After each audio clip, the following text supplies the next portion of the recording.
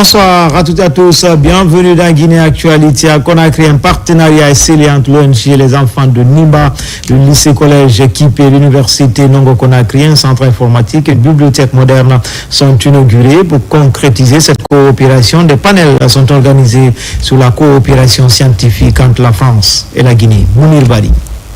Un partenariat d'envergure est lancé à Conakry entre l'ONG, les enfants de Nimba et l'université Nongo Conakry en présence de partenaires venus de France. Avant l'inauguration du centre informatique du lycée-collège équipé et de la bibliothèque universitaire de Nongo, un panel de haut niveau a réuni experts guinéens et français autour du thème enjeux de la coopération et de la recherche scientifique pour le développement économique de la Guinée. Dans le cadre de la formation actuelle, les outils informatiques sont extrêmement importants. Donc ces outils-là vont leur permettre de répondre au rendez-vous du millénaire. Parce qu'aujourd'hui, quiconque ne maîtrise pas ces outils, on peut le considérer comme un analphabète. Ce partenariat entre l'UNC et les enfants de Nimba n'est pas seulement un acte symbolique, mais également un engagement fort destiné à enrichir le parcours éducatif de nos jeunes et à contribuer au développement de la connaissance.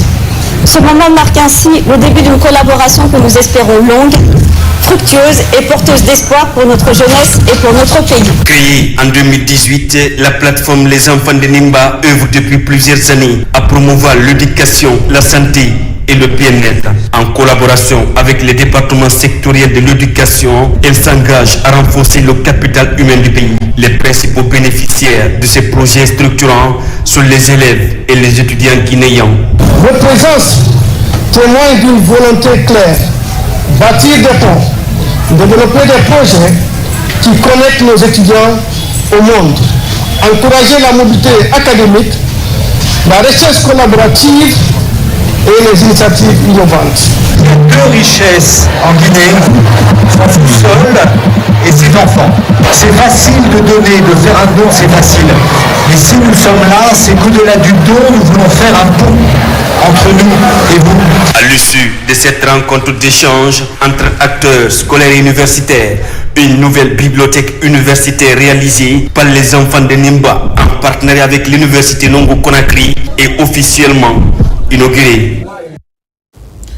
Fin à l'abbé du projet Briser les barrières de JAR pour lutter contre les VBG en milieu scolaire. Un projet lancé depuis décembre 2024 dont les échos ont été favorables dans tous les établissements scolaires de la région. Sona Sagno commente les images de Sarah Foudine Diallo.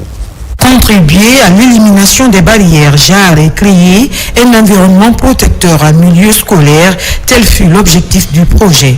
Un projet qui a touché durant un an 10 établissements primaires et secondaires dans la région de l'Abbé, porté par Ouafrica Guinée avec un financement de l'AFD à travers IPPF. Au terme du dit projet, les résultats sont satisfaisants. Et nous avons utilisé une méthodologie de faire-faire, c'est-à-dire que nous sommes allés vers les différents établissements. Nous avons eu à former les élèves pour que eux, en retour, ils puissent en fait sensibiliser leurs amis au niveau des écoles. Nous avons eu des résultats palpables qui sont... Ça nous a permis de faire des causeries éducatives dans 10 établissements où nous avons touché environ 4700 élèves, plus des enseignants également, 176 enseignants ont été touchés. Mais au-delà de ça, il faut rappeler que 1200 personnes ont été touchées également à travers des dialogues communautaires. Avec une méthodologie impliquant tous les acteurs, l'appropriation du projet Briser les barrières de JAR pour lutter contre les VBG en milieu scolaire a abouti à la mise en place des comités de veille. On a suivi une formation de 3 jours qui nous a permis de comprendre comment défendre les VBG en milieu scolaire.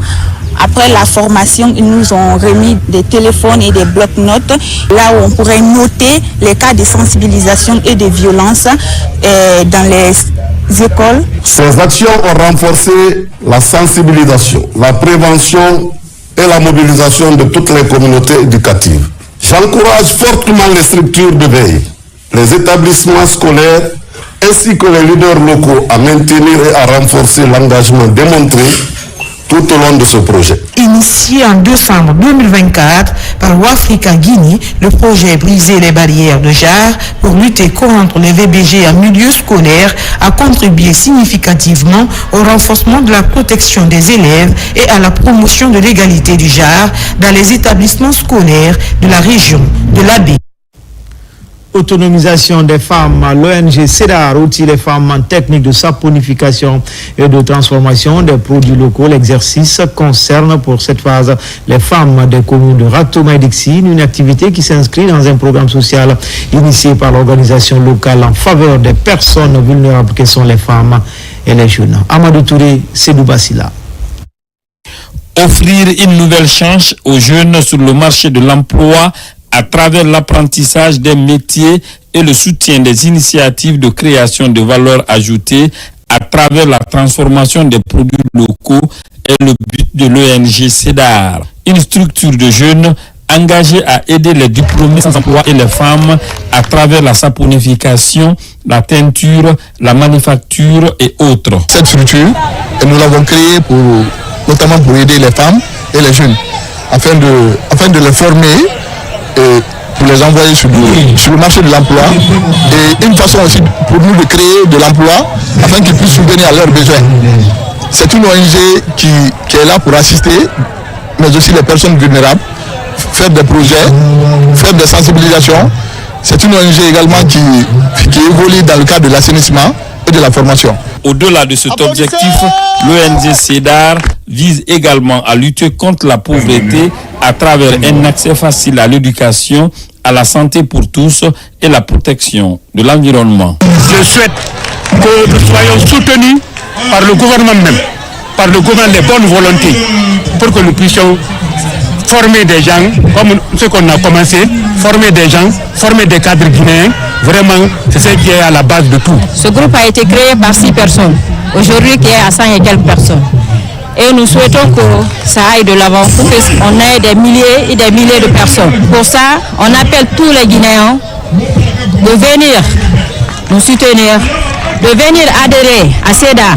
Cette cérémonie de lancement officiel des activités de la Coalition pour la défense des acquis de la République CEDAR a aussi été une occasion pour les responsables de la structure de procéder à la remise des diplômes de formation à la première promotion formée en saponification, transformation des produits locaux, technique de création de l'emploi et leadership transformationnel. Des panafricaines se concertent pour appuyer les actrices du monde rural dans la région de Kindia. Le concept prend forme et corps avec le mouvement panafricain des femmes rurales. La structure vient de tenir son congrès dans la capitale des agrumes. Les détails avec Yaya Sila, Fanalabaya Kamara. Pour la première fois depuis sa création, le mouvement panafricain des femmes rurales s'est réuni à Kindia, capitale des agrumes. Ces femmes leaders, qui sont toutes responsables de groupements et associations de femmes évoluant du secteur rural, plaident pour une agriculture foncièrement agroécologique. Chaque année, les leaders du mouvement se rencontrent pour faire le bilan de nos activités, nous donner des conseils pour la mise des différentes activités et aussi les perspectives.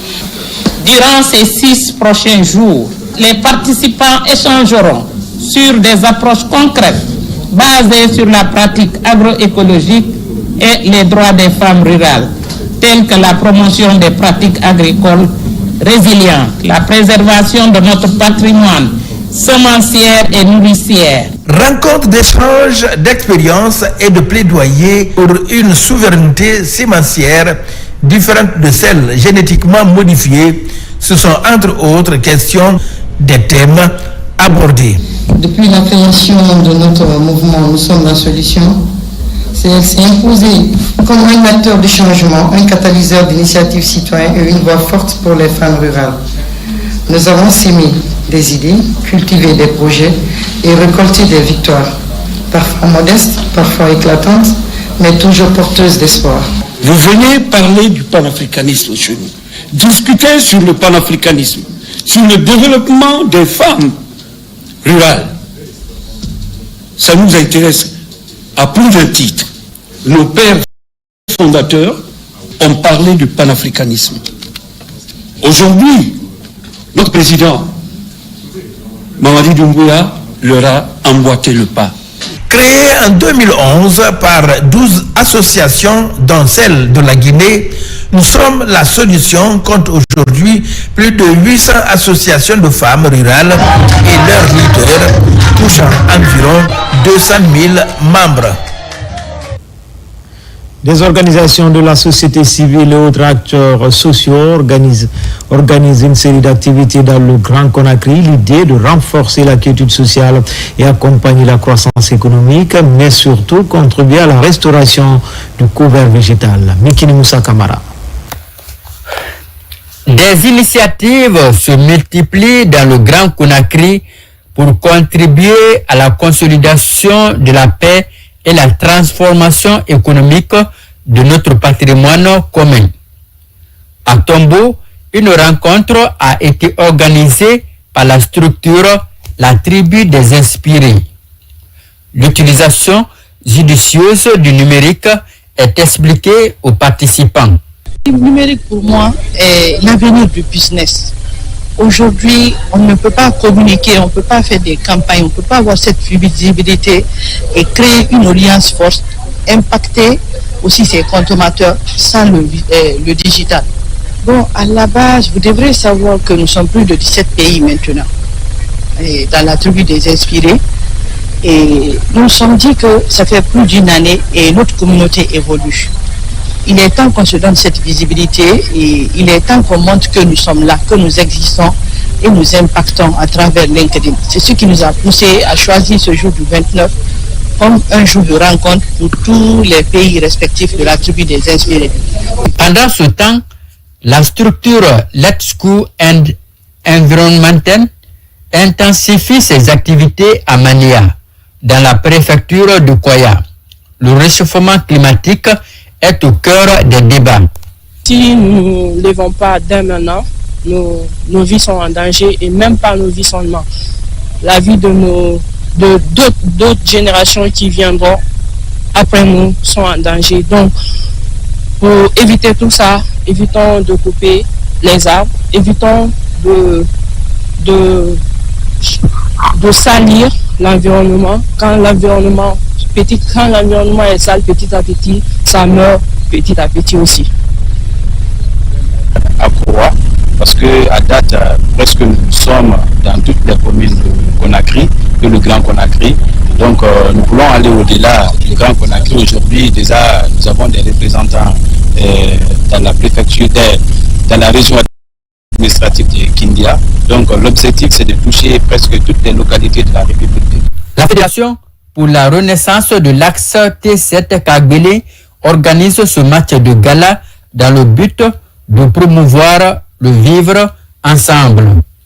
Si nous sommes tous réunis ici aujourd'hui, c'est pour assister à un match de gala, pas comme les autres, car ce match de gala marque le lancement officiel de notre mouvement citoyen, dénommé Fédération pour la renaissance de l'axe T7 Kagbele.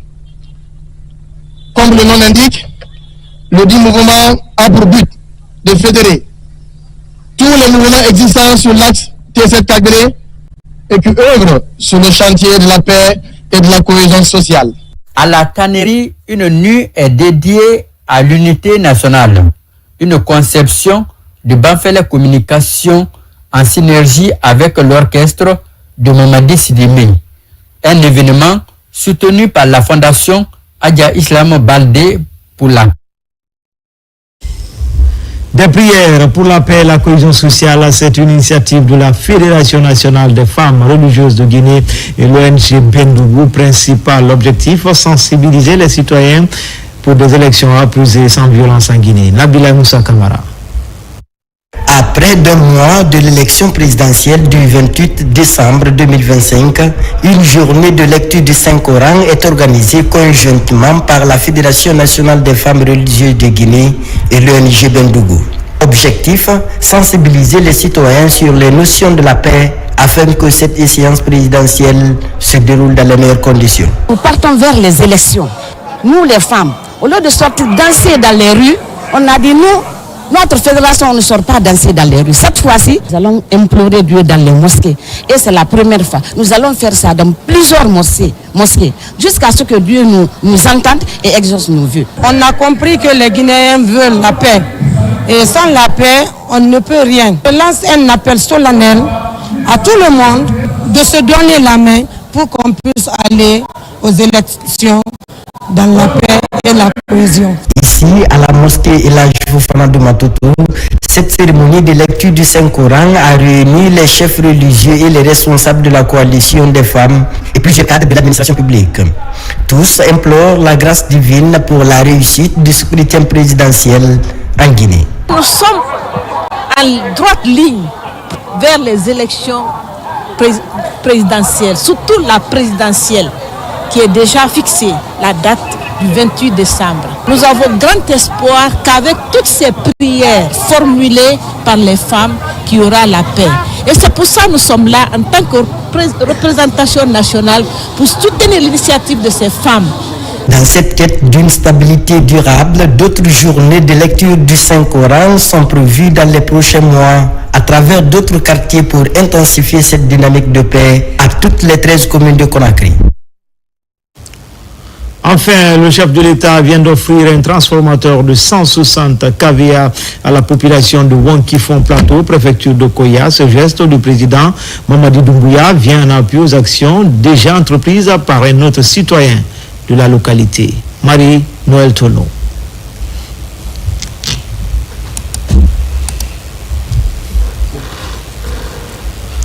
C'était tout pour les infos. Prochain rendez-vous avec l'actualité, c'est à 20h30. Bonne suite de programmes sur les antennes de la télévision, dont la mission est de vous servir. À tout à l'heure.